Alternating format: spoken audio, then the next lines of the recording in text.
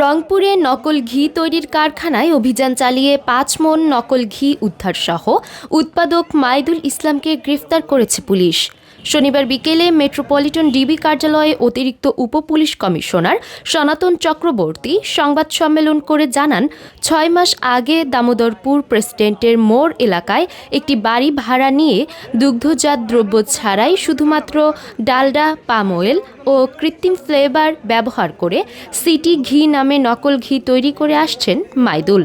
গোপন সংবাদের ভিত্তিতে শনিবার দুপুরে পুলিশ ওই কারখানায় অভিযান চালিয়ে বিপুল পরিমাণ নকল ঘি সহ খালি কৌটা, সিল করার মেশিন সহ মাইদুলকে গ্রেফতার করে।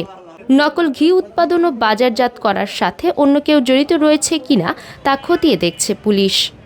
রংপুর মহানগর ডিবির একটা অভিযানে আজকে আমরা একটা নকল, ভেজাল বলবো না ঠিক, এটা নকল একটা ঘিয়ের কারখানার সন্ধান পেয়েছি এবং সেখানে অভিযান চালিয়ে আমরা প্রায় ৫ মণ ঘি, পরিমাণটা বিপুল, ঘিয়ের হিসাবে অনেক বেশি, ৫ মণ ঘি সহ আমরা এক ব্যক্তিকে আটক করেছি এবং ঘি তৈরির যে সকল সরঞ্জাম ছিল এবং মেশিনপত্র ছিল সেগুলো জব্দ করেছি।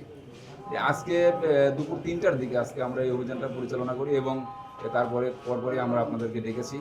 আমরা জানি যে বিষয়টা একটু ব্যাপক পরিমাণে প্রচার হওয়া দরকার। এই রংপুরের এই শহরের উপকণ্ঠে দামোদরপুরের প্রেসিডেন্টের মোড়ের এখানে রংপুর পীরগাছার এক ব্যক্তি, তার বাড়ি আদম গণেশের খামার, সেখানকার এক ব্যক্তি এখানে একটা ঘর ভাড়া নিয়ে গত ৬ মাস ধরে সে এই কারবার চালিয়ে যাচ্ছিল।